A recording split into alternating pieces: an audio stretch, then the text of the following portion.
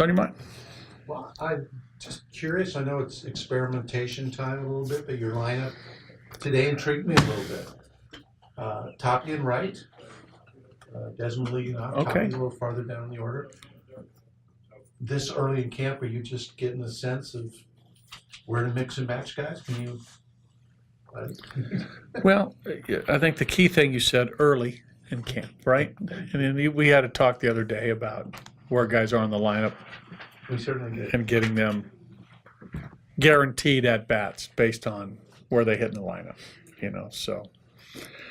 But, I've said this before. I think what's important for us, and even the players, when you think of Tapia, you think of Dahl, you think of Tauchman, even Jordan Patterson, McMahon.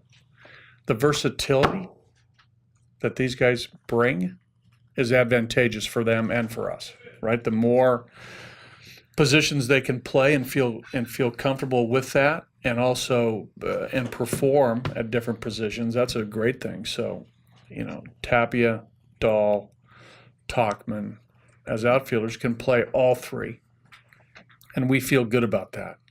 And even going down to Cuevas and Daza, no problem. All three equally adept.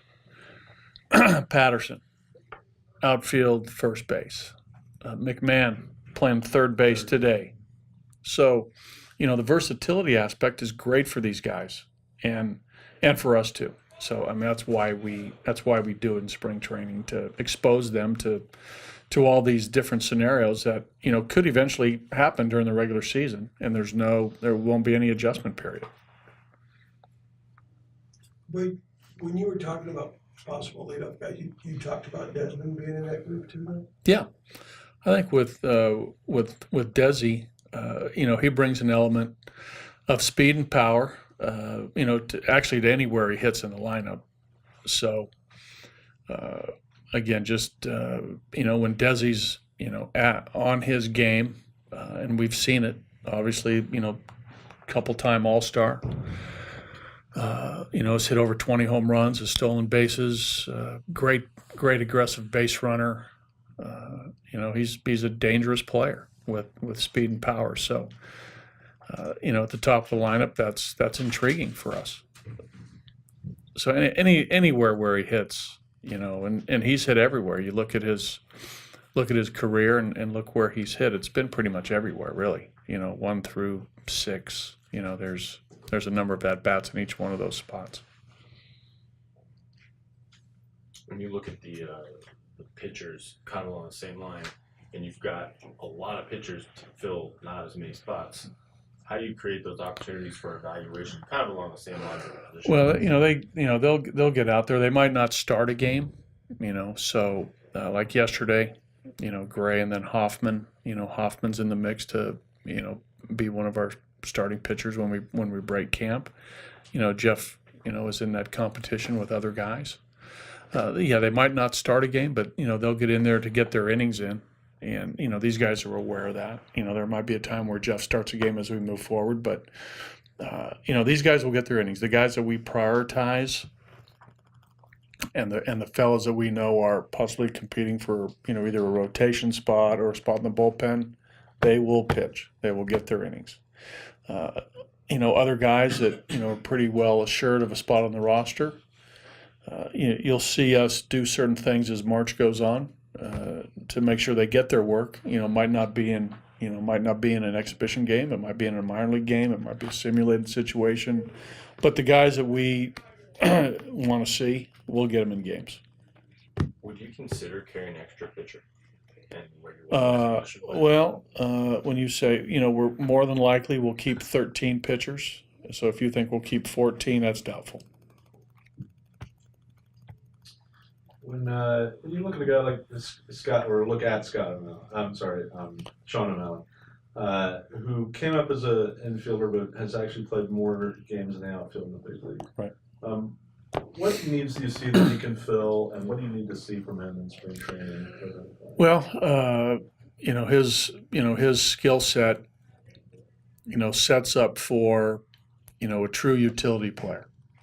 Comfortable, again, all three outfield positions, comfortable in the middle of the diamond, second and short. He's played some third base. And he even mentioned yesterday, he could move over to first, even though we probably won't need him there, but he can go over there and, he can handle it. So with that, I think I think we feel comfortable with the defense. That's been proven. He's 30 years old. He's been in the pro game for a while. He's been through this. Mentally he's capable of that type of role of bouncing in and out of positions and coming off the bench and doing certain things. So with what we're looking for is that comfort that he looks good at every position. That he can make a play in the hole from short. He can man the outfield positions with breaks and jumps and reads and go get balls. Turn a double play from second. And offensively, switch hit capabilities that get some hits, get a bunt down, hit and run with him, steal a base, all the things that go into his game. That's what we're looking to see. That's what we're looking to see from him. But are you, with the different guys you're hitting the leadoff, are you pretty set on moving Blackmon down, taking advantage of his run production? I don't know. We feel good about Charlie anywhere, obviously, right, Trace? But, just the way our roster might be constructed there at the end, it might make the most sense for him to hit third with, the potential of a couple guys on in front of him. Last year, getting 100 RBIs from the leadoff position, it's a pretty impressive year, right? When you think about the bottom half of the order, it doesn't happen a lot. For a guy who leads off, but yeah. So with, Tony Walters had a nice little start to the year.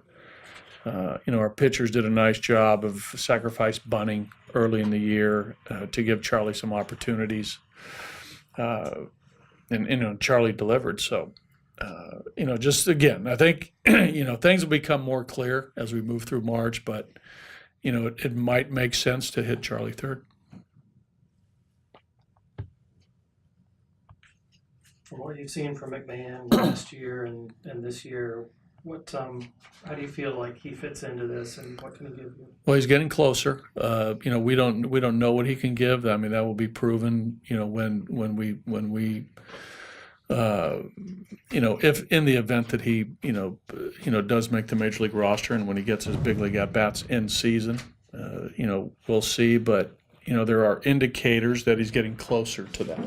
Right, a very good Double-A season, went to Triple-A and kept that going. So, last year was a big year for him, based on really what happened in 16. Maybe not so great of a year, by some standards. But last year was in his own words that, he bounced back from 16.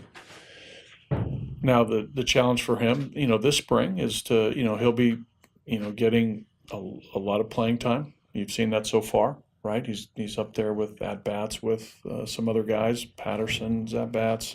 Tauchman has some at-bats. Dahl has had a lot of at-bats.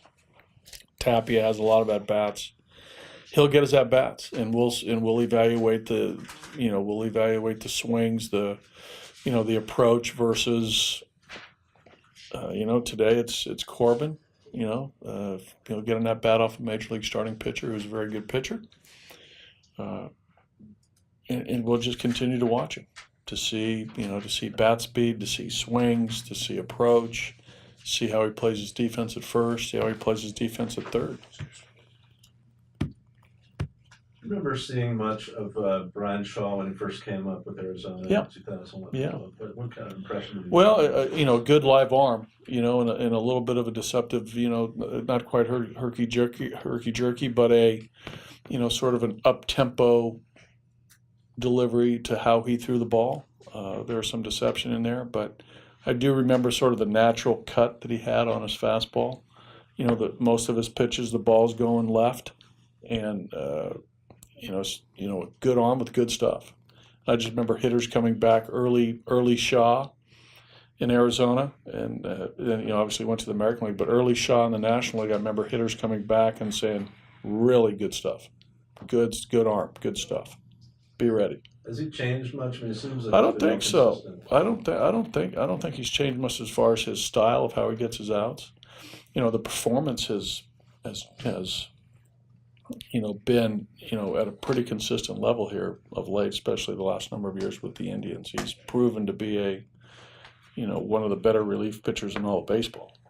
Talking to Tito, Tito said, a lot of their success was, attributed to their bullpen, and Brian was such a huge part of, their success the last number of years. Do you have any qualms about using him as much as the Indians used him? I mean, he's been thrown more innings Right. practically than anybody, but I guess he's shown he's Yeah, he's durable. Yeah, so I mean, that's the arm problem. that's one of the the attractive points of a pitcher like Brian is the durability and the performance. That's you can count on. Anything else? Okay, everybody. thanks.